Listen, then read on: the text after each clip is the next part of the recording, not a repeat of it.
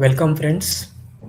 I'm Hemant Agarwal, host and coordinator of webinar conducted by chshelpforum.com.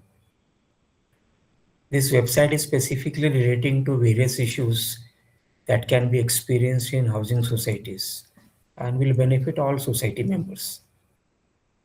Website has very simple language articles, various draft of applications. Friends, just hold on for a moment, please.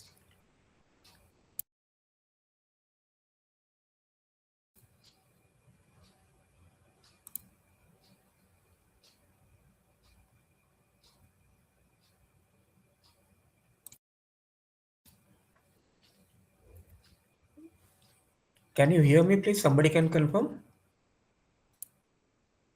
Okay. Thank you. So the website has very simple language articles, various draft of application, over 140 earlier webinar videos, and more shall be added as and when time permits. This knowledge and experience sharing webinar is conducted in very simple, ordinary, non-technical and non-legal language and can be easily understood by all our friends. Today's topic is managing committee का negligence, corruptions, solutions. आज हम ये session थोड़ा बहुत interactive session रखेंगे. बीच बीच में आपसे भी कुछ क्वेश्चन पूछेंगे ताकि आपकी भी फीडबैक मिले. So please do add up your mind to our webinar. Negligence liability is covered under section 73(1)(ab) MCS Act. Typically आप देखेंगे सोसाइटीज में मैनेजिंग कमिटी का बिहेवियर कई लोगों को पसंद नहीं होता है, मेजॉरिटी लोगों को पसंद नहीं होता है. एक बार कुर्सी पे आ जाते हैं 5 साल के लिए तो बाद में arrogance, over confident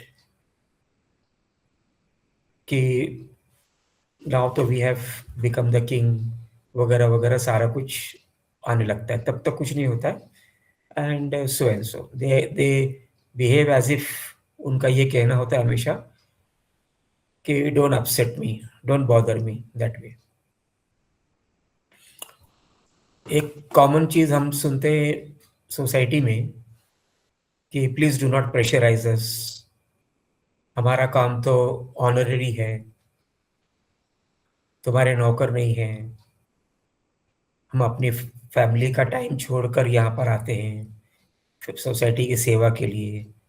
we are giving our free service, we are using our private time वगैरह वगैरह. लेकिन ये सब आने के बाद में कहीं ना कहीं मैनेजिंग कमेटी के majority of the members, majority of the societies में करप्शन है, नेग्लिजेंस है, वो सब शुरू हो ही जाता है अल्टीमेटली. कई टाइप के लॉसेस है सोसाइटी में जो मैनेजिंग कमेटी करते हैं. या तो वो जानबूझ के करते हैं या तो इग्नोरेंस में, नादानी में, अज्ञानता में करते हैं. एंड सो सोसाइटी के जो लॉसेस हैं अगर हम वेरी ब्रीफली समझें, जो मैनेजिंग कमेटी सोसाइटी को डालती है लॉसेस में, वो हो सकता है इनकम टैक्स का पेनल्टीज, फाइन जैसे टीडीएस वगैरह हो गए. प्रॉपर्टी टैक्स, बीएमसी का प्रॉपर्टी टैक्स है, टाइम पे नहीं भरा, पेनल्टीज लग गई. इनकम टैक्स नहीं भरा टाइम पे, पेनल्टीज लग गई, टैक्सेस लग गए, फाइन्स भी लग गए. कई बार मेंबर के ड्यूज जो होते हैं वो रिकवरेबल नहीं हो पाते हैं कुछ टेक्निकल कारण से. वो सोसाइटी को एक नुकसान हो जाता है. टाइम पे टीडीएस कट नहीं करते हैं या टाइम पे टीडीएस डिपॉजिट नहीं करते हैं same with GST. GST levy होता है लेकिन लगाते नहीं है, मेंबर्स के बिल पे भी नहीं लगाते। वेंडर्स का बिगड़ जीएसटी का कार्यभार करते हैं। कई बार मेंबर्स हैं, वेंडर्स हैं, स्टैट्यूटरी अथॉरिटीज है, कोर्ट में केसेस फाइल कर देते हैं, कोर्ट कॉस्ट लगा देती है, खर्चा लगा देती है, पेनल्टीज लगा देती है, कॉस्ट से अवॉर्ड कर देती है, कंज्यूमर कोर्ट करती है, सिविल कोर्ट भी करती है, कोऑपरेटिव कोर्ट का भी है, म्युनिसिपल कोर्ट से जैसे गैर कानूनी काम कर दिया आपने, एडिशनल छोटा मोटा और कंस्ट्रक्शन कर दिया, चेंजेस कर दिए सैंक्शन प्लान के विपरीत, एंड सो। कई बार डिप्यूटी रजिस्ट्रार की भी पेनल्टीज लगती है। उदाहरण के तौर पे मेंबर ने कोई डॉक्यूमेंट पूछा और आपने नहीं दिया तो डीआरबी कॉस्ट लगाता है। एक फेमस सेक्शन 154(b)(8) के अंतर्गत वो फाइन लग जाता है। फिर 146 सेक्शन 146 147 के अंतर्गत भी कई पेनल्टी और कॉस्ट लगने का प्रोविजन भी है। कई बार नेग्लिजेंस होता है और उस वजह से मेंबर्स के क्लेम्स जाग उठते हैं कोर्ट्स में, रजिस्ट्रार के पास में। कई बार वेंडर्स क्लेम करते हैं। वेंडर्स मतलब लिफ्ट वाला हो गया,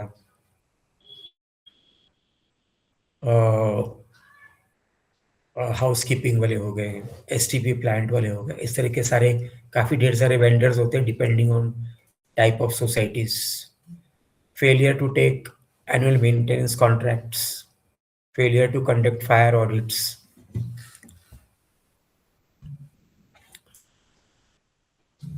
then majority of the societies they somehow manage to ignore ensuring the building।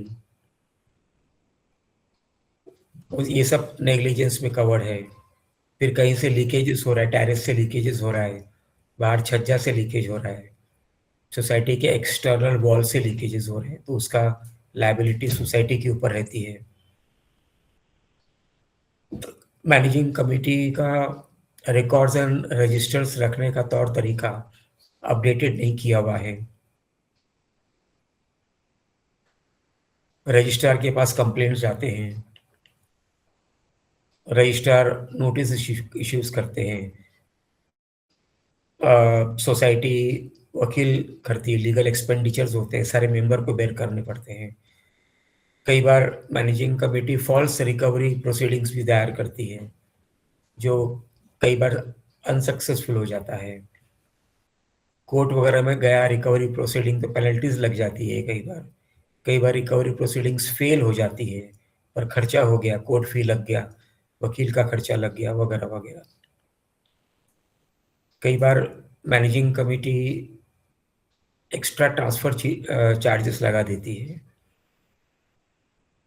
ये सारे नेग्लिजेंस, ओमिशंस वगैरह में काउंट किए जाते हैं।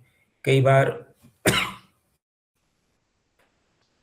मैनेजिंग कमेटी इंडल्जेस इन फ्रॉड, चीटिंग कर लेते हैं, न्यूसेंस भी कर लेते हैं, हैरासमेंट भी कर लेते हैं, मेंबरशिप चिट्ठी पत्री करते जाते हैं, स्टाफ सोसाइटी का खर्चा बढ़ता रहता है। There are so many things. Managing committee के कुछ मेंबर बिल्स हैं, वाउचर है, जानबूझ के बढ़ा देते हैं। खर्चा किया 100 रुपए का लेकिन जानबूझ के बिल लेंगे 150 रुपए का, 200 रुपए का, वगैरह वगैरह। छोटे मोटे प्लम्बिंग के चार्जेस एक्स्ट्रा लगा देते हैं, जाली बिल लगा देते हैं, क्लेम्स कर लेते हैं, पेटी अमाउंट्स, पेटी कैश अमाउंट्स में यूज अप कर लेते हैं। खर्चा नहीं किया है फिर भी उसका बिल लगा देते हैं। ऑडिटर को मैनेज कर लेना, ये सारी चीज़ें नेग्लिजेंस और ओमिशंस के अंतर्गत आता है। कई बार फ्रॉड के तौर पे मैनेजिंग कमिटी कॉन्ट्रैक्टरों से, वेंडर से, जैसे लिफ्ट का है, हाउसकीपिंग है, सिक्योरिटी एजेंसी है, विजिटर वेंडर जो है, उनसे किकबैक्स, कमीशन वगैरह लेने का सोचते रहते हैं और होता रहता है। ये अनअकाउंटेड चीज़ें हैं, लेकिन मेजॉरिटी ऑफ द सोसाइटीज़ में ये सारी चीज़ें होती हैं। सिक्योरिटी बिल्स आते हैं, जानबूझ के 1-2 महीना डिले किया जाता है कमीशन लेने के चक्कर में। छोटा-मोटा सिविल रिपेयर्स होता है कहीं पर। छोटा-मोटा मीन्स लाइक अभी समझो बोलेंगे नल खराब हो गया, पंप खराब हो गया, ये वाला पाइप खराब हो गया, लीकेज हो रहा है यहाँ से, बल्ब चेंज करना है, गटर या नाला क्लीनिंग करने का है। अगर पानी का टैंकर आ रहा है तो पानी का टैंकर इन्फ्लेट होके आता है। ये सारी चीज़ें लगभग हर सोसाइटी में, मेजॉरिटी ऑफ द सोसाइटीज़ में होता है, जो डायरेक्टली डिटेक्ट नहीं कर सकते, लेकिन अगर एक प्रॉपर स्क्रूटिनी किया जाए तो ये सारी चीज़ें डिटेक्ट हो जाती है। नॉन ऑक्यूपेंसी चार्जेस के बारे में भी कई कंप्लेंट्स आते हैं कि ज़्यादा लगा दिया, वो एक नेग्लिजेंस की बात होती है। फिर बाद में जब मामला कोर्ट में जाता है तो when there are disputes, there are advocate fees, it is disallowed, then the losses happen to the society. So this is not allowed if the losses are happening. अगर मैनेजिंग कमेटी का negligence है, अगर managing committee के वजह से society को losses हुआ है, तो वो मेंबर को देने की आवश्यकता नहीं है, वो मैनेजिंग कमेटी को खुद के ही जेब से देना है। अब ये बात अलग है कि वो सब देने के लिए रीऑडिट कराना है, फिर इंक्वायरी करवाना है 83, 88 में, और फिर बाद में रिकवरी होती है, और होती है। पिछले कुछ सालों में ये रिकवरीज धीरे धीरे ज़्यादा होने लगी। जैसे जैसे लोगों को मालूम पड़ने लगा है कैसे होता है, वैसे वैसे ये एप्लीकेशंस जाती है और रिकवरी होती है। करप्शन, फ्रॉड वगैरह होता है during sale purchase of the flats, during renting of flats. Bachelor tenant आते हैं तो उनको डरा धमका के एक्स्ट्रा लेने की कोशिश करते हैं। जैसे मैंने बताया कि नॉन एग्जिस्टिंग रिपेयर और मेंटेनेंस का बिल बन जाता है। गार्डन फर्टिलाइजर्स हो गया, फिनाइल हो गया, लॉयर के फीस हो गए, कुछ भी ट्रैवल एक्सपेंसेस डाल दिया। रीडेवलपमेंट के टाइम पे तो मास स्केल में नेग्लिजेंस होता है, डिले होता चला जाता है, बिल्डिंग का और डिटोरेट होता रहता है। कई बार मैनेजिंग कमेटी को ये समझ में नहीं आता है कि अभी स्ट्रक्चरल ऑडिट करने की का टाइम आ गया है, तो वो ध्यान रख के वो भी करना ज़रूरी होता है। कई सोसाइटियों में मोबाइल टावर्स लगते हैं, केबल टीवी का सेटअप लगाया जाता है।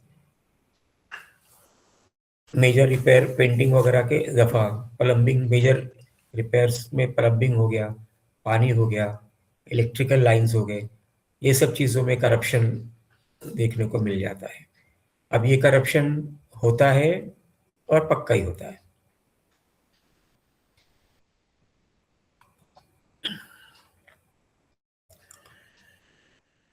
करप्शन का सॉल्यूशन क्या है?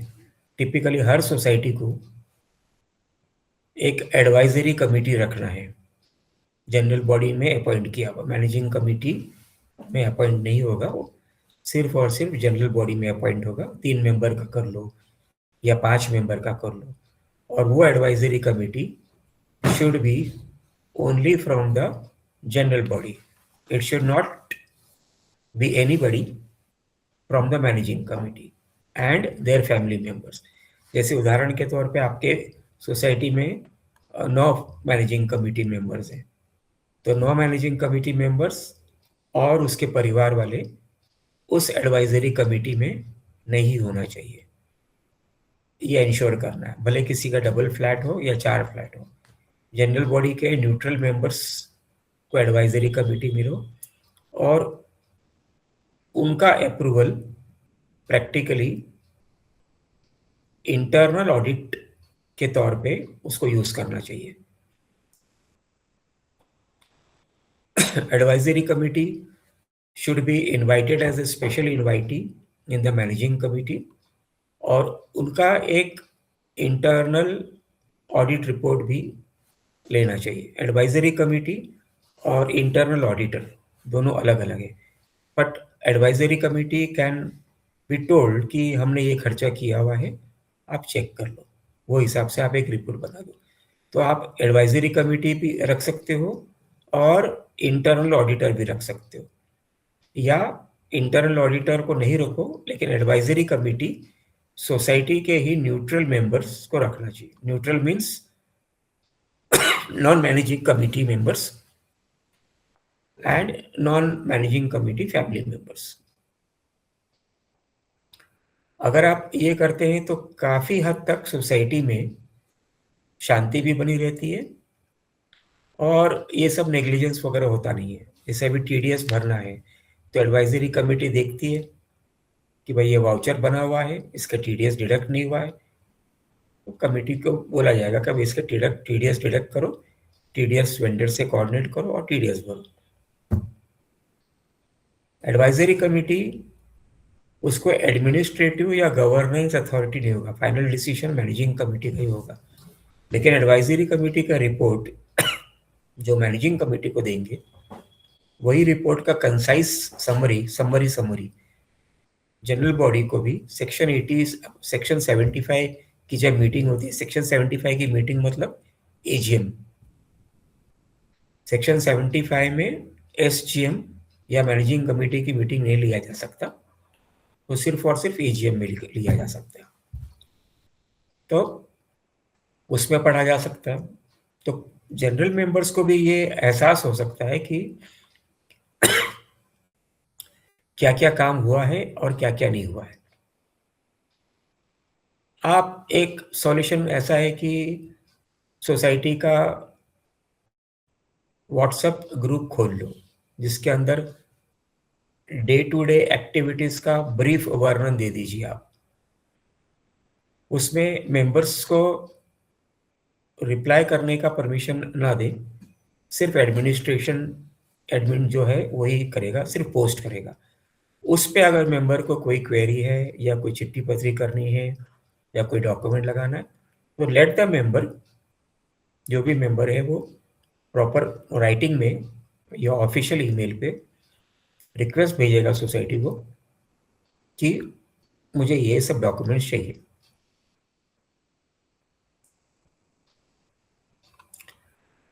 इसी तरह की काफ़ी और ढेर सारी लाइबिलिटीज़ और रिस्पॉन्सिबिलिटीज़ है मैनेजिंग कमिटी के ऊपर।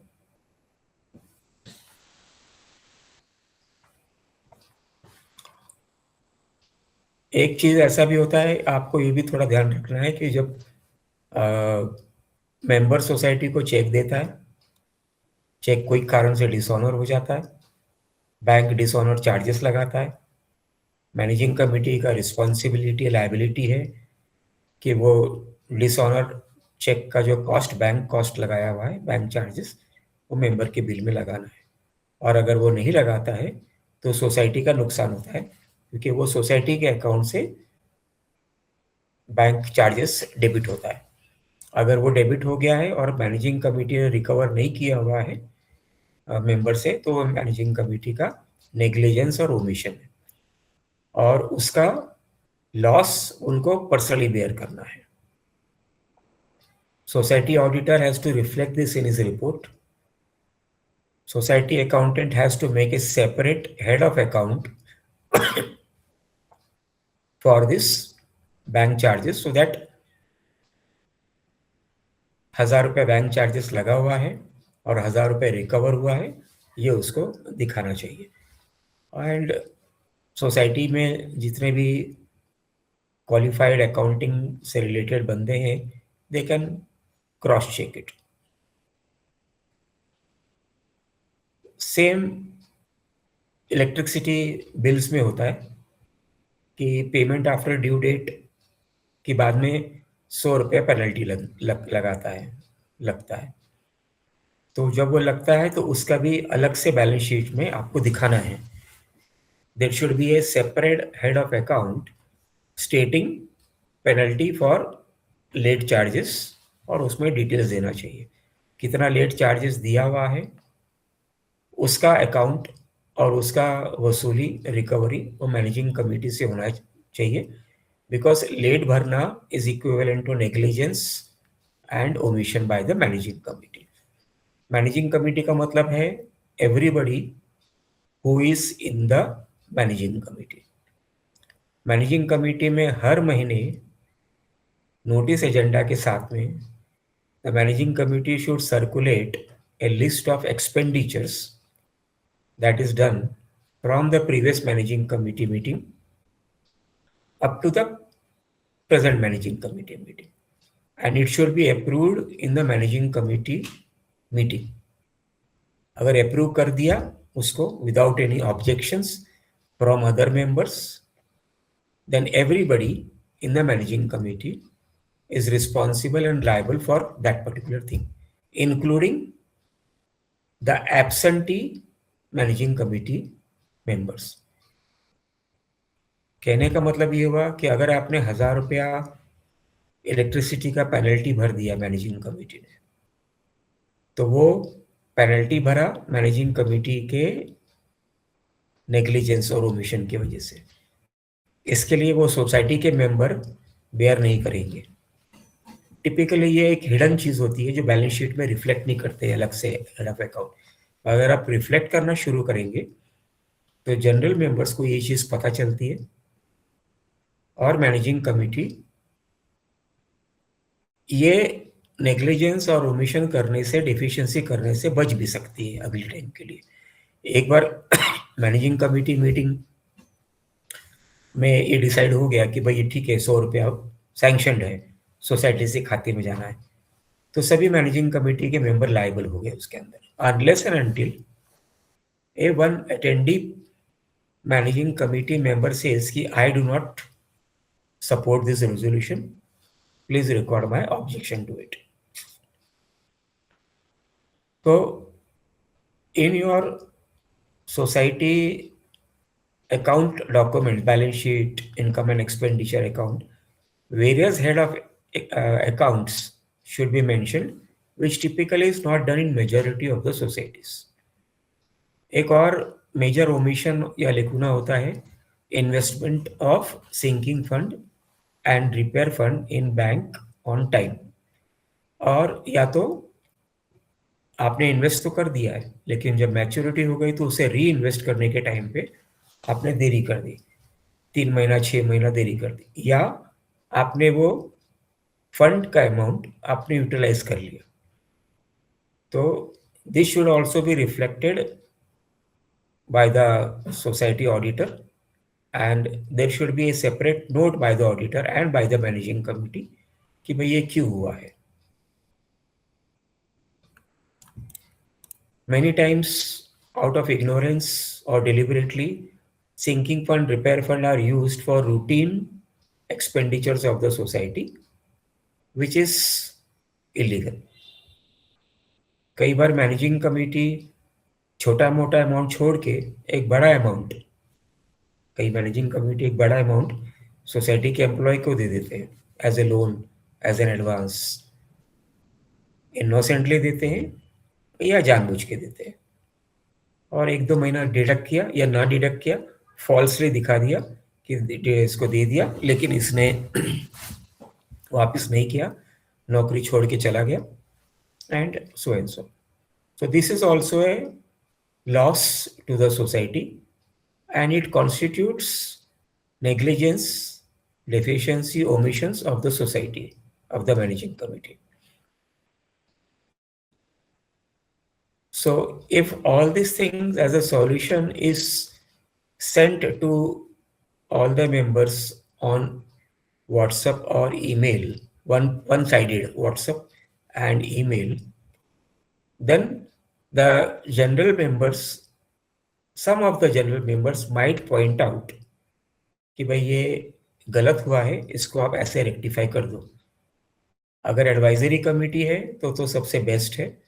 एडवाइजरी कमेटी में काफ़ी लोग ऐसे हैं जो डे टू डे बेसिस पे भी मैनेजिंग कमेटी का हेल्प कर सकते हैं, प्रोवाइडेड मैनेजिंग कमेटी को ऐसा ना लगे कि भाई हमारे कामकाज में दखल दिया जा रहा है। दखल नहीं है वो, क्योंकि आप तो सोसाइटी के लिए काम कर रहे हो। और ये जो एडवाइजरी कमेटी का मेंबर आया है या और कोई वॉलंटियर आया है, वो भी सोसाइटी के लिए काम कर रहा है, आपका खुद का घर का तो कुछ है नहीं। Similarly, any fine, penalty, or interest or defaulted amount paid for property tax bills, non-agricultural tax payments, penalty by lift department, penalty by profession tax department, income tax, GST, cooperative registrar orders, अगर आपने ये सारे amount society के खर्चे से दिए,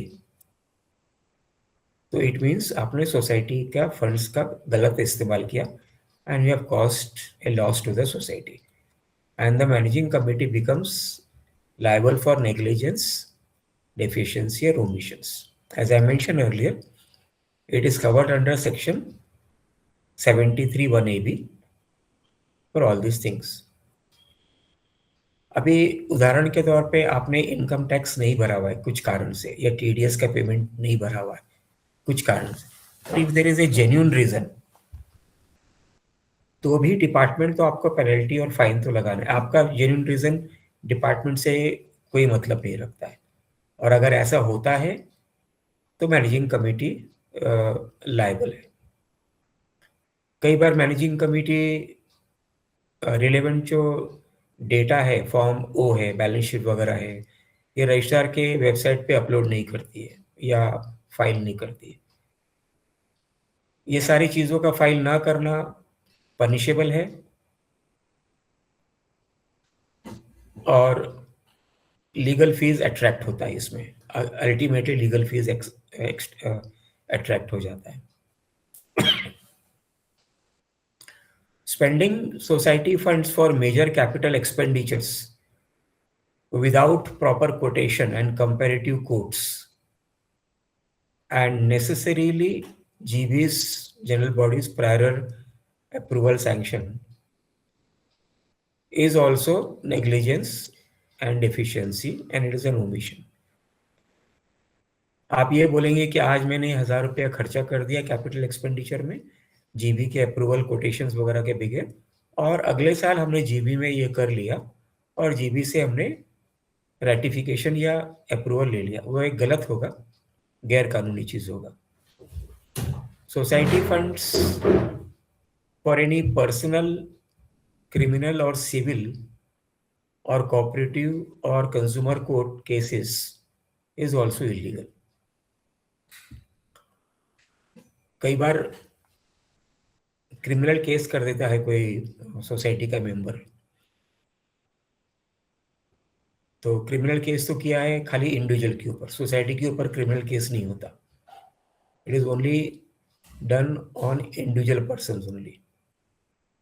अब वो मैनेजिंग कमेटी मेंबर क्या करता है, बोलता है तो हम तो मैनेजिंग कमेटी मेंबर है, सोसाइटी के बैंक से लॉयर का फीस जाएगा, ये भी गैर कानूनी है। There are so many things, but let us keep it short for today, and we will do an interactive session with our friends over here, और हम आगे बढ़ते हैं। We will take a 2-minute sponsors break. Please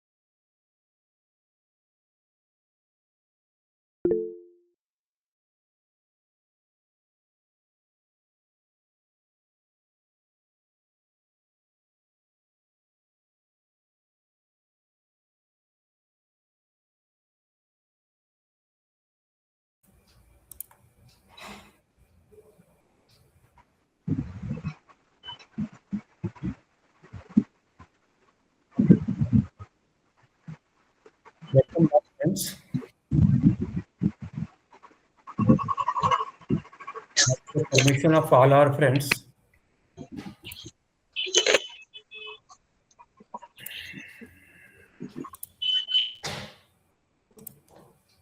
we will take up questions only relating to today's topic. आज का विषय है managing committee का नेग्लिजेंस, करप्शन और उसके solutions. We are taking up only one short question per person. While asking questions, please switch on your video. Knowledge and experience sharing is based on take it or leave it basis without any type of liability or responsibility whatsoever and whichsoever. So our first question is by Mr. Bhagwat Shinde, please. Sir, Yes, please. एक Go ahead. Question था sir. Yes, sir. Thinking पर जो management committee thinking fund या जो भी repair maintenance fund रहता है जो यूज करना चाहती है, तो जीबी के सैंक्शन से होता है ना वो, तो पेंट करना है तो सोसाइटी में वो कितना परसेंट यूज कर सकती है वो, उसका ठहराव करना पड़ेगा पहले मैनेजिंग कमेटी में, बाद में जीबी को अप्रूवल करने भेजना पड़ेगा क्या? ठीक है, अब एक उदाहरण के माध्यम से इसको समझते हैं. आपका सिंकिंग फंड 1,000 रुपये पड़ा है, आपका रिजर्व फंड 1,000 रुपये पड़ा है बैंक में, और आपका जो civil repair, major civil repairs का खर्चा है, बजट है, मानो 2,000 रुपया है. अब अभी पैसा जो पड़ा हुआ है 2,000 रुपया जनरल बॉडी में प्रायर नोटिस एजेंडा के हिसाब से लेंगे, तो आप ये बोल सकते हैं to discuss and decide to use the sinking fund and repair fund up to 10%, 20%, 50% और 100%, or as decided maybe by the general body to collect separately for the major civil repairs. कहने का मतलब क्या हुआ कि अगर जनरल बॉडी ये बोलती है कि सिंकिंग फंड का पूरा पैसा यूज कर लो, 10% नहीं, 15% नहीं, 100%, तो आप वो यूज कर सकते हो. Same with repair fund. General body अगर ये बोलती है, नोटिस एजेंडा होना चाहिए, जरूरी है. जनरल बॉडी ये बोलती है कि सिंकिंग फंड और रिपेयर फंड को यूज नहीं करना है,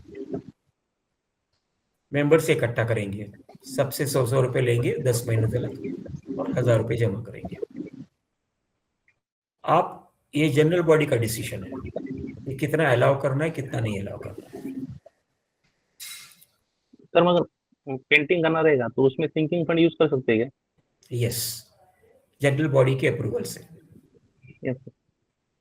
मतलब आप रूटीन जो खर्चा है सोसाइटी का, सिक्योरिटी का, गार्डनर का, स्टाफ का सैलरी का, पेन पेंसिल पोस्टेज वगैरह का, बिजली का खर्चा, पानी का खर्चा वगैरह, ये रूटीन खर्चा है जिसको हम लोग डे टू डे एक्सपेंडिचर बोलते हैं. ये इस काम के लिए आप स्टोर किया हुआ पैसा यूज नहीं कर सकोगे. रूटीन काम के अलावा आपने और भी कुछ भी करना है, जैसे कंप्यूटर खरीदना है तो कंप्यूटर रूटीन काम नहीं है. अगर आपको दीवार तोड़ के बनाना है या पानी की टंकी बनानी है तो रूटीन काम नहीं है वो. गेट करना है, पेंटिंग करना है, प्लास्टरिंग करना है, नवा वायरिंग करना है, पूरा नवा प्लम्बिंग करना है, ये रूटीन काम नहीं है. लेकिन अगर कुछ चीज रिपेयर करना है, छोटा मोटा 5-10 रुपए लगने हैं, तो आपको रूटीन मेंटेनेंस में से उसमें यूज करना है उसके अंदर. Thank you mister Shinde for joining in. Okay. Anybody else has any questions? Mr. Naveen Jain?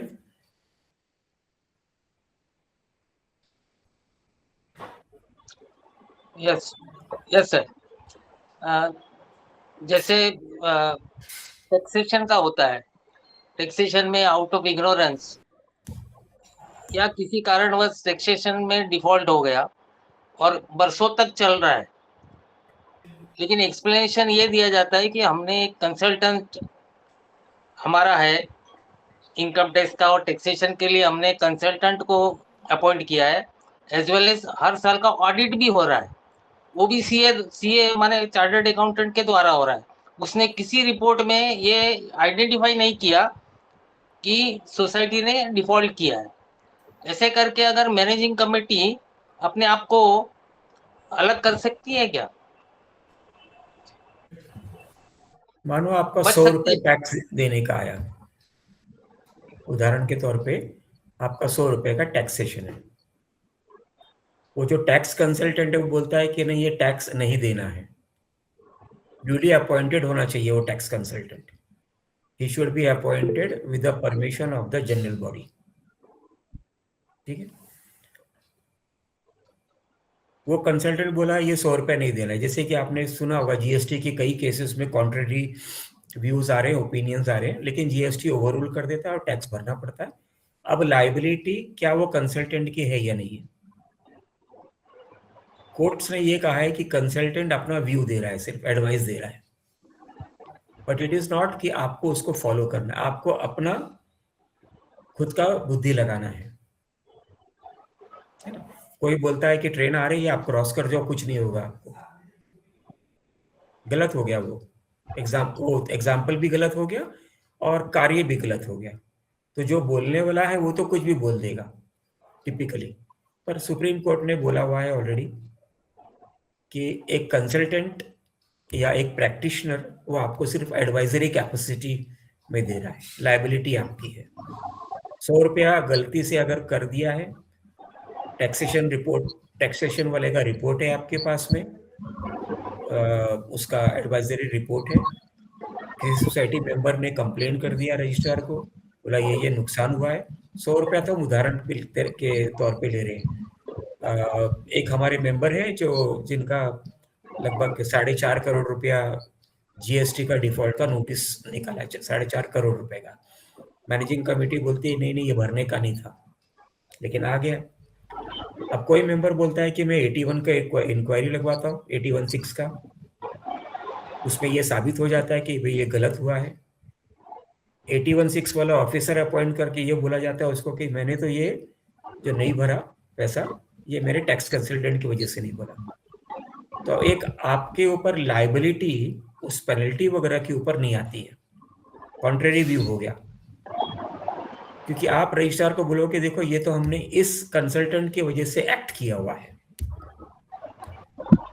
Registrar तो उसको ओवरलुक कर देगा। कोर्ट में नहीं होगा ये चीज, जज कोर्ट में नहीं होगा, क्वासी जुडिशियल अथॉरिटी एडजस्ट कर लेता है। जैन साहब, और आगे जो ऑडिट कर रहा है वो भी आइडेंटिफाई नहीं कर रहा है। ऑडिट माने जनरली ऑडिट तो आपको पता है कैसे हो रहा है। आप पैनल ऑडिटर की बात कर रहे हैं? हाँ, yes yes. Panel auditor typically managing committee के निर्देश पे करता है, और जो फीस उसको मिल रही है सैडली वो सफिशिएंट इतना नहीं है कि वो कुछ अपना खास दिमाग लगाए। वो सिंपली वाउचर लेता है, बैंक स्टेटमेंट लेता है, टिक करता है वगैरह वगैरह, और आधा अधूरा काम कर देता है। वो बोलता है मैंने रिकॉर्ड्स रजिस्टर देख लिए, इतने मैनेजिंग कमेटी की मीटिंग हुई, ये हुई वो हुई, बट ये एक्चुअली डज ही चेक बहुत रेयर केसेस में।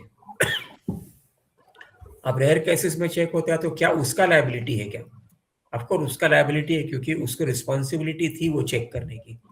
तो अभी आपके पास में मैनेजिंग कमेटी के खिलाफ कंप्लेंट करने का दायरा बनता है, अपने ऑडिटर के खिलाफ भी दायरा बनता है। तीसरा दायरा बनता है उस कंसल्टेंट के खिलाफ, if he is a registered practitioner. उसका रजिस्टर्ड प्रैक्टिशनर आप कैंसिल करा सकते हो फॉर गिविंग फॉल्स रिपोर्ट। उसके ऊपर लायबिलिटी नहीं आएगी अनलेस एंड अनटिल आप क्रिमिनलिटी प्रूव करो कि आप इसने ये जानबूझ के क्रिमिनल एंगल से ये सोसाइटी को बचाया, मतलब कुछ पैसा लिया या दिया वगैरह वगैरह।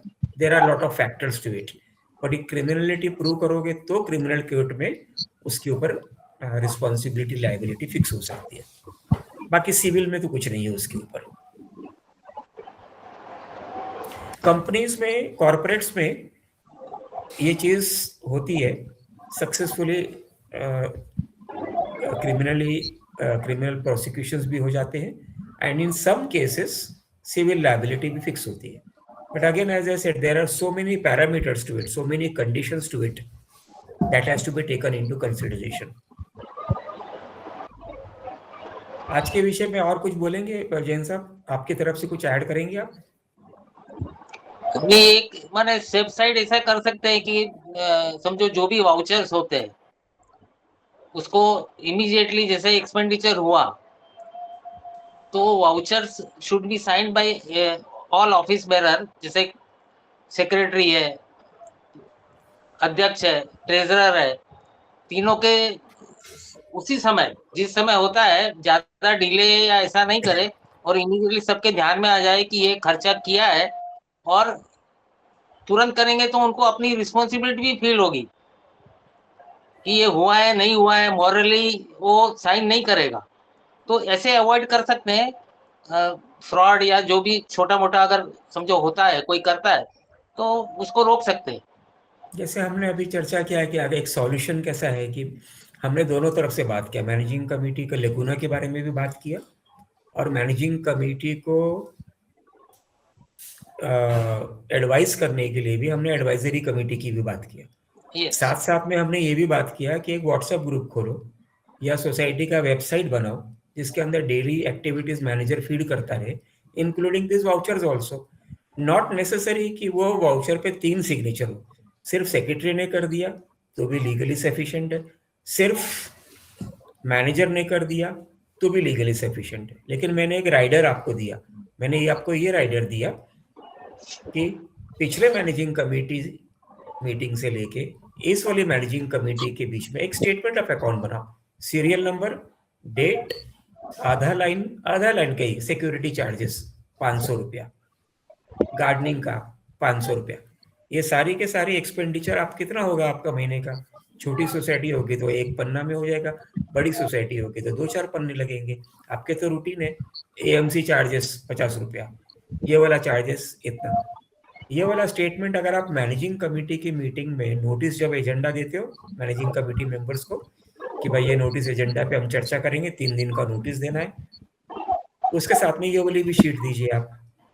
हर मैनेजिंग कमेटी मेंबर रीड करता है क्योंकि खर्चा तो सिर्फ एक ही आदमी कर रहा है, या तो चेयरमैन कर रहा है, या तो सेक्रेटरी कर रहा है, या तो ट्रेजरर कर रहा है, या तो तीनों मिलके कर रहे हैं। बाकी की जो मैनेजिंग कमेटी है, जनरल मैनेजिंग कमेटी मेंबर्स हैं, उसको ये चीज के बारे में ज्ञान नहीं है। लेकिन जब ये आप स्टेटमेंट देते हो सबको तो उसको ज्ञान होता है, वो मीटिंग में ओके करता है तो लायबिलिटी रिस्पॉन्सिबिलिटी उसकी बन जाती है। उसको मीटिंग में ये बोलने का मौका मिलता है कि भला ये वाला खर्चा जो 100 रुपए का है मैं इसको डिसअप्रूव करता हूँ, मेरा इस पे ऑब्जेक्शन आप रिकॉर्ड करो। इस तरीके से बाकी मैनेजिंग कमेटी मेंबर होशियार हो जाते हैं कि भाई ठीक है ये गलत हुआ है, अगर अनजाने में किया तो गलत हुआ है तो नेक्स्ट टाइम चेंज उसको रेक्टिफाई कर दे, और जानबूझ के गलती किया हुआ है तो ये जो डिफॉल्टर मेंबर है इसको कार्रवाई करने पे आगे रास्ता खुल जाता है। अब यही चीज अगर आप व्हाट्सएप पे भी डाल दो, सोसाइटी तो म्यूचुअलिटी के हिसाब से चलती है ना, आपने बोला मैंने बोला हम सब ने बोला यही हिसाब से ही चलना है, व्हाट्सएप पे डालो, भले उसको एडमिन ही रखो, मेंबर को बड़बड़ करने मत दो, उसके अंदर मेंबर को कुछ पूछना है तो वो अलग से कम्युनिकेट करेगा सोसाइटी को। these are ways, these are solutions where you can run your society somewhat in a more proper way. आपका क्या कहना है सर इसमें? हाँ ठीक है ये, और इमीडिएट जैसे पता चल जाएगा ना, और कंट्रोल एक दूसरे पे कंट्रोल होगा। अभी आपने आपकी सोसाइटी में मानो वेबसाइट बना दिया आपके सोसाइटी का, डेली बेसिस पे जो एक्टिविटी है, वाउचर बना तो वाउचर भी ऑनलाइन ही बनेगा, ठीक है, डिजिटली साइन होगा वो। किसी को पेमेंट करना है वो भी डिजिटली करो, डिजिटली नहीं कर रहे फिजिकली कर रहे पेटी कैश कर रहे हो, लेकिन स्टेटमेंट में रिकॉर्ड करो, हर किसी को देखने दो। देखने में क्या तकलीफ क्या दिखाने में उसको, आपका तो पैसा खर्चा नहीं कर रहे हो, हाँ वो तो मेंबर का पैसा खर्चा हो रहा है, सोसाइटी का खर्चा हो रहा है। मेरे जेब से मेरा पैसा निकाल के चुपचाप खर्चा करोगे तो ये मुझे कैसे जमने वाला है, और मेरा पैसा निकाल के चुपचाप आपने जाके उधर 5 स्टार होटल में खाना पीना खा लिया या चोरी चकारा कर लिया, तो एक तो एक्सटेंडेड फैमिली के घर पे चोरी किया आपने, वो कैसे चलने वाला है? तो ये सब खुलासा सॉल्यूशंस ट्रांसपेरेंसी में ज्यादा हो सकती है। व्हाट्सएप ग्रुप्स हो गया, वेबसाइट्स हो गए, ईमेल हो गया, मैनेजिंग कमेटी में एक्सपेंडिचर स्टेटमेंट सैंक्शन करो, and so what is the harm in that? Correct. आपकी तरफ से कोई सुझाव है एक्स्ट्रा ट्रांसपेरेंसी के लिए तो मुझे बताइए।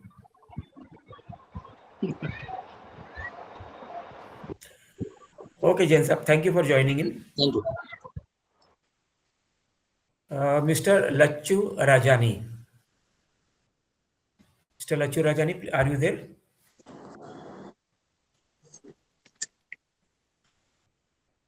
अपना वीडियो ऑन कर दीजिए प्लीज। हाँ वीडियो बोलिए सर। ओके बोलिए। थैंक यू सर, बहुत बहुत आभार है आपका। सर Yes, मेरा एक ही क्वेश्चन है, ये समझो एडवाइजरी कमेटी भी कोई सुझाव देती है तो वो भी समझो वो गलत हो जाता है, तो वो मैनेजिंग कमेटी और advisory committee jointly and severally responsible होगी। सेक्शन 73(1)(ab के अनुसार सिर्फ और सिर्फ इलेक्टेड कमिटी की लायबिलिटी बनती है। एडवाइजरी कमेटी की कोई advisory committee is only an advisor. उसका एडवाइस लेना है या नहीं लेना है वो बापू को डिसाइड करना है, वो ग्रैंडफादर को डिसाइड करना है, वो फैमिली हेड को डिसाइड करना है। फैमिली हेड इस समय मैनेजिंग कमेटी है। अभी सर एडवाइजरी कमेटी बोलती है कि उसका इंटरेस्ट माफ कर दो, वो सेटल करने को तैयार है। मैनेजिंग कमेटी बोलती है अच्छा ठीक है, एडवाइजरी कमेटी ने बोला है तो मैं माफ कर देता हूँ। वो नहीं कर सकती, क्योंकि कुछ चीजें मैनेजिंग कमेटी के हद में, दायरे में, जुरिस्डिक्शन में नहीं है। आपका इंटरेस्ट माफ करना है, उसको बोलना है कि ठीक है हम ये जनरल बॉडी में एक प्रपोजल रखेंगे। सारी जनरल बॉडी में अटेंडी जनरल बॉडी ये बोलती है कि ठीक है इसका इतना पैसा माफ कर दो। जनरल बॉडी का डिसीजन है, उस समझो सोसाइटी का डिसीजन 70% ओके करती है, 30% ओके नहीं करती है, तो majority prevails. Majority, simple majority prevails always. अच्छा, जनरल बॉडी का रूल वही है, सिंपल मेजॉरिटी। और एक बात ये पूछना है, अभी कुछ डॉक्यूमेंट्स मैनेजिंग कमेटी ने दबा के घुमा दिया है और पुलिस में कंप्लेंट किया है कि ये फाइल हमारे से गुम हो गया है, मिलता नहीं है। कुछ पेपर उन लोग ने निकाल भी दिए हैं, तो और पुलिस में कंप्लेंट है, तो अभी आगे क्या होगा? वो मेन जो इम्पोर्टेंट डॉक्यूमेंट्स हो छुपा के रखेंगे। सर ऐसा है कि समझो सोसाइटी में 20 रजिस्टर है, एक उदाहरण देते हैं, 20 रजिस्टर है, 20 रजिस्टर में से 4 घूम गया, 4 का पुलिस कंप्लेंट कर दिया। चाबी किसके पास थी रूम की, ऑफिस की? मैनेजिंग कमेटी के। या तो वो ये बोले कि चोरी हुआ, घूम गया, ऐसा तो नहीं बोल सकते, कुछ ना कुछ तो बोलना पड़ेगा, जल गया, नॉट ट्रेसेबल, गल हो गया, फिलहाल मिल नहीं रहा है, नॉट ट्रेसेबल ऐसा बता, कुछ भी बोल सकते हैं, पर वो रीजन देना है उस चीज को। If it is not traceable, was it inside the office only? It was inside the office. तो कुछ कुछ रीजंस आप एक्सक्यूजेबल हो सकता है, जैसे उदाहरण के तौर पे पानी भर गया, है ना, 2005-6 के टाइम के बाद में कई सोसाइटी ने ये एक्सक्यूज लिया कि नहीं पानी भर गया, सब रिकॉर्डिंग गायब हो गया। कई लोग ने बोला कि ऑफिस का ताला तोड़ के कोई चोरी करके लेकर चला गया, कई लोगों ने बोला कि आग लग गया, कुछ लोगों ने बोला नहीं वो सेक्रेटरी अपने उधर उठा के ले गया, वगैरह वगैरह। तो इस तरह के रूटीन एक्सक्यूजेस या जस्टिफिकेशन या रीजंस सोसाइटी में सुनने को मिलते हैं। अगर आपको ऐसा लगे कि डॉक्यूमेंट के हेरा फेरी हुई है, गायब किया हुआ है, तो एमसीएस एक्ट के सेक्शन 146 और 147, 146, 147 के अंतर्गत मैनेजिंग कमेटी के ऊपर कार्रवाई हो सकती है। आपने रिकॉर्ड गायब किया तो वो रिकॉर्ड गायब किया, उसका एक रेजोल्यूशन मैनेजिंग कमेटी के मीटिंग में लेना 100% कंपलसरी है। उसी रेजोल्यूशन के बेस पे आप पुलिस स्टेशन जाएंगे, वो रेजोल्यूशन और पुलिस स्टेशन की कॉपी डिप्यूटी रजिस्ट्रार को देंगे। उसका इंफॉर्मेशन आप 75 सेक्शन एजीएम के टाइम पे जब आप managing committee working report submit करोगे जनरल बॉडी में, उसका इंफॉर्मेशन उसको दोगे। There are so many things which you will have to do and you will have to give a reason paper गया किधर। अगर मिल गया बाद में तो पूरा प्रोसेस आपको रिवर्स करना है, फिर से इन्फॉर्म करना है सारे अथॉरिटीज को। अच्छा, लास्ट टाइम एक क्वेरी मेरे को आज याद आया, कल ही याद आया, क्या मैं पूछ सकता हूँ उसके बारे में? यस आपने यस वो प्लीज। सीसीटीवी कैमरा के कुछ उसमें था लास्ट एजेंडा में, इवेंट पे। सर, अगर समझो मुझे पर्सनली कॉमन एरिया एंट्रेंस पे मेरा पर्सनल में सीसीटीवी कैमरा लगा सकता हूँ, नीचे आप कॉमन एरिया अपने और मेरे फ्लैट के बाहर 101 पे? आप अपने दरवाजे, पर्सनल दरवाजे के ऊपर आपका सीसीटीवी कैमरा लगा सकते हो, सिर्फ नहीं, एक ही नीचे जगह लगा कॉमन सकते एरिया हो। एंट्रेंस पे। No, that is society premises sir. आपके दरवाजे के ऊपर आप लगा सकते हो। आप बोलोगे मैं पार्किंग में लगाऊंगा या गार्डन में लगा दूंगा या स्विमिंग पूल में लगा दूंगा, वो क्षेत्र, अधिकार क्षेत्र सिर्फ और सिर्फ सोसाइटी के पास में, नहीं, क्योंकि मेन उसके एंट्रेंस जो है, मेन एंट्रेंस बाहर फ्लैट, सोसाइटी। सोसाइटी का गेट के पास बोल रहे हैं, हाँ, गेट के वो पास, तो हाँ। सोसाइटी की प्रॉपर्टी है ना सर। अगर वो अच्छा, आपने लगा दिया तो लाइबिलिटी आपकी हो जाती है। और सोसाइटी ने लगाया तो सोसाइटी की लाइबिलिटी है। किस तरह की लाइबिलिटी? लाइबिलिटी जैसे अभी उदाहरण के तौर पे आपने कैमरा लगाया पर सोसाइटी ने नहीं लगाया हुआ है, हाँ, हाँ। कुछ अपघात हो जाता है तो आपकी लाइबिलिटी होती है, आपको भी विटनेस बनाया जाएगा, आपका रिकॉर्डिंग भी लिया जाएगा, इन सो। अच्छा, ठीक। और सोसाइटी लगाती है तो जो आपकी रिस्पॉन्सिबिलिटी अभी हमने कहा वो वैसा का वैसा सोसाइटी की हो जाती है। ओके, तो अभी थैंक आप यू। ये सोचेंगे कि मैं गेट के बाहर मैं लगा देता हूँ या गोरेगांव स्टेशन में भी लगा देता हूँ वाईफाई कैमरा, मोबाइल से रिकॉर्ड करने वाला, चर्च गेट में भी लगा देता हूँ, एक मंत्रालय में भी लगा देता हूँ, एक पुलिस स्टेशन में भी लगा देता हूँ। तो this is something which is not अच्छी बात। Permissible for a common man. Jurisdictional authority नहीं बैठती उस चीज के लिए। ओके, थैंक और यू, अपने वेरी नाइस। दरवाजे के ऊपर लगाओगे तो आपके दरवाजा जो है वो आपका खुद का है, सोसाइटी का नहीं है। ओके, कई लोग डोर वीडियो कैमरास भी लगाते हैं सर जी। हाँ, anyway, thank you thank for you, joining me thank sir, you, thank you thank sir. You. Mister Francis Menezes please, mister Francis Menezes. It is not a yes question. Please. It is a yes, suggestion solution from the members. Okay. Usually, member is elected by MC. This is a members are 15 years elected by MC, by MC is elected by the member general body, general body, okay okay, go and ahead. this is 15 years society.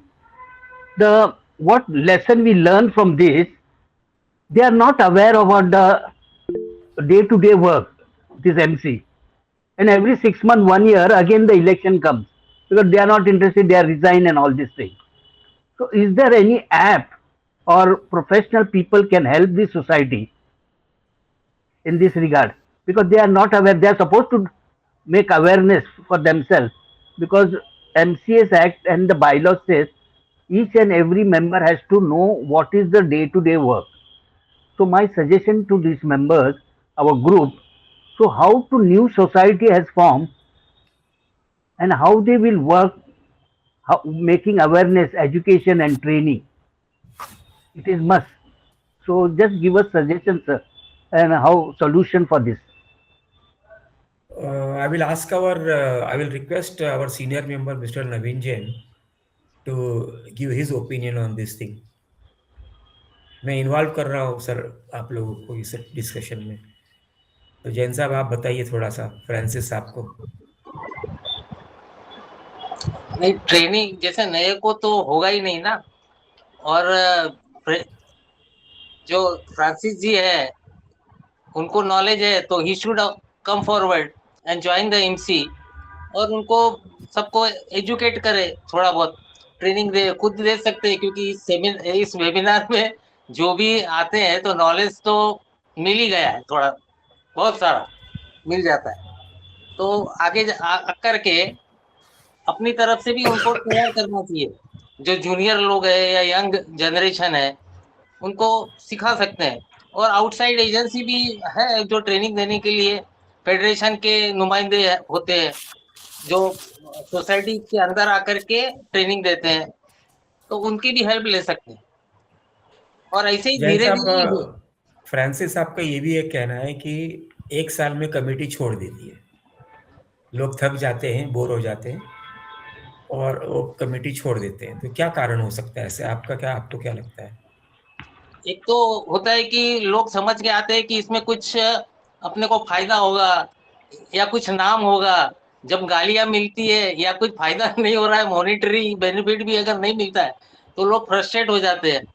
और दूसरा knowledge भी नहीं होता है। Knowledge और फ्रांसीसी ये इनके जैसे नॉलेज वाले होते हैं, वो आर्ग्यू करते हैं, क्वेश्चन पूछते हैं, उनके पास जवाब नहीं होते, तो भी वो कतराते हैं कि चलो क्या अपना काम नहीं है यहाँ, ऐसे कर माने नॉलेज के हिसाब से भी होता है। और थोड़ा उनका एक्सपेक्टेशन जो होता है वो फिलअप नहीं होता है कि जो एक्सपेक्टेशन से वो आते हैं वो उनका सक्सेसफुल माने वो नहीं हो रहा है, इसलिए वो रिजाइन कर जाते हैं।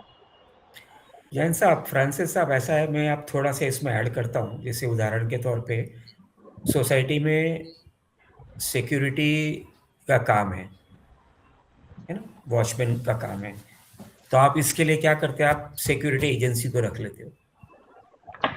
गार्डनिंग के लिए आप सिक्योरिटी अपना गार्डनर को रख लेते हो। मैनेजिंग कमेटी खुद तो नहीं कर रही है, ना सिक्योरिटी का काम, ना गार्डनिंग का काम, ना लिफ्ट ऑपरेटिंग का काम, ना लिफ्ट मेंटेनेंस का। ऐसे कितने ही काम है सोसाइटी में जिसके लिए हम उसको आउटसोर्स करते हैं।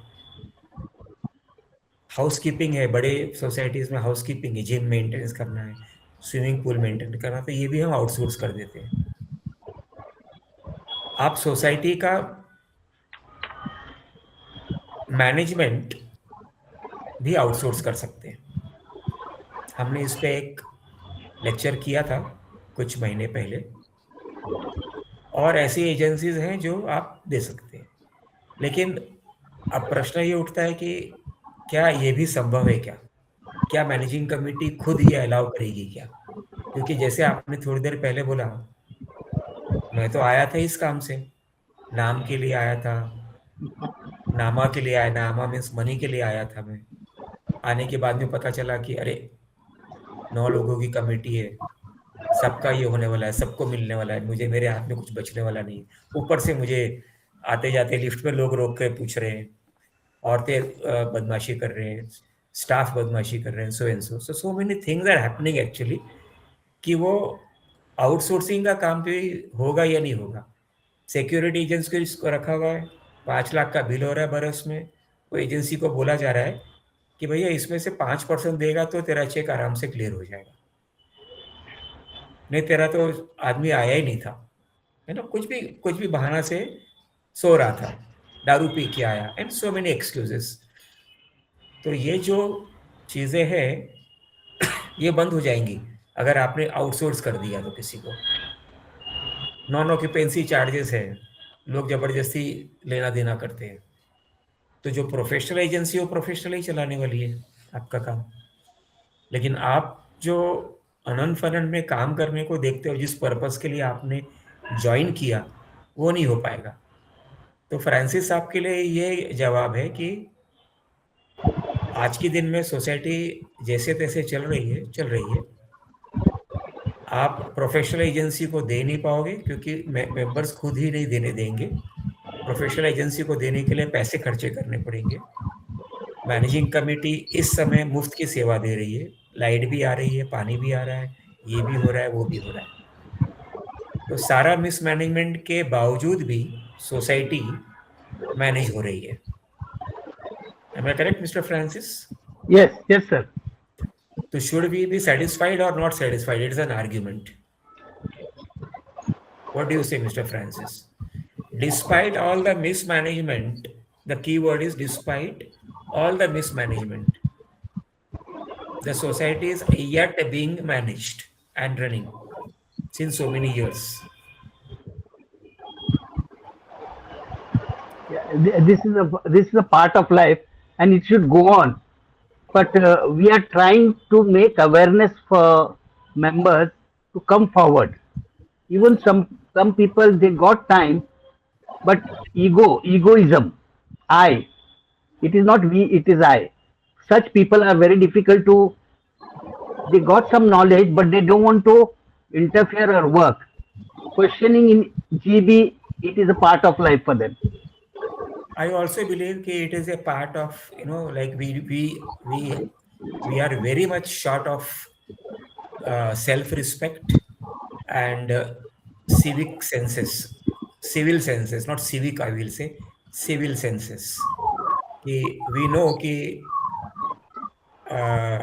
गाड़ी का दरवाजा खोल के कचरा नहीं फेंकना है रास्ते में चलती गाड़ी का, but we take a chance and we enjoy doing it also. So वो सेल्फ रिस्पेक्ट भी जाता है और वो सिविल और सिविक सेंस भी चला जाता है. Anyway mister Francis, thank you very much for joining in as usual. Mister Chhagan. Honestly, I don't know what the Tamil version of this song.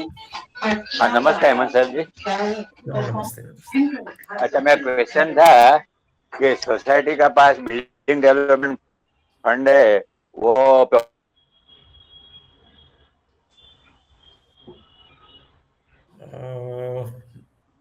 Chhagan साहब, आपकी आवाज नहीं आ रही है, प्लीज.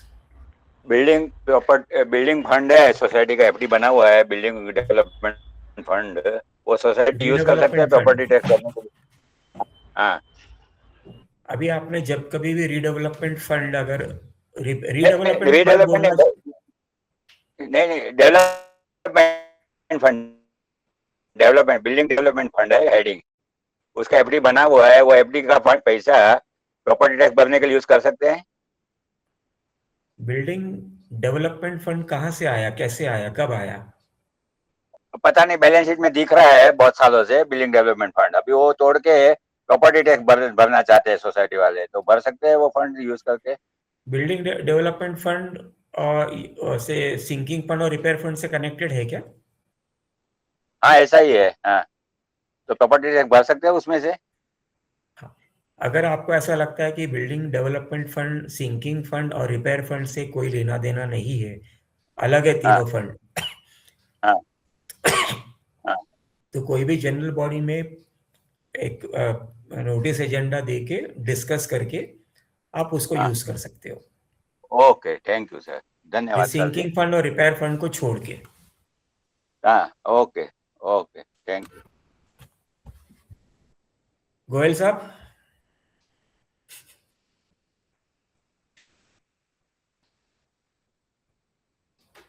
माइक्रोफोन, माइक ऑन कर दीजिए आप.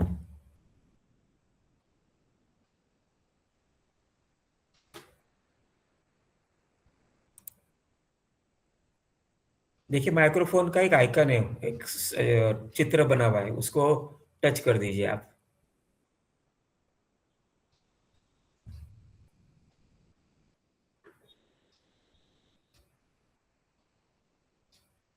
अच्छा, ठीक है, कोई बात नहीं. We invite friends to lecture and speak at our Saturday evening webinars and share your good and bad experiences of your society. जैसे आज हमने फ्रेंड्स से चर्चा किया, फ्रांसिस साहब से किया, जैन साहब से किया और बाकी मित्रों के साथ से किया. तो आप लेक्चर आइए, आपका एक्सपीरियंस आप शेयर करिए वेबिनार पे. दूसरे भी सीखेंगे आपसे और उनकी भी हिम्मत बढ़ेगी, मोटिवेट होंगे. अगर आपकी लेक्चर देने की इच्छा है तो मुझे मेरे प्राइवेट व्हाट्सएप नंबर पे एक मैसेज छोड़ दीजिए, मैं आपका लेक्चर अरेंज कर देता हूँ. Now with the permission of all our friends, we will conclude today's webinar. Thank you all friends for attending and supporting this knowledge sharing webinar. Wishing all friends a healthy and peaceful life forward.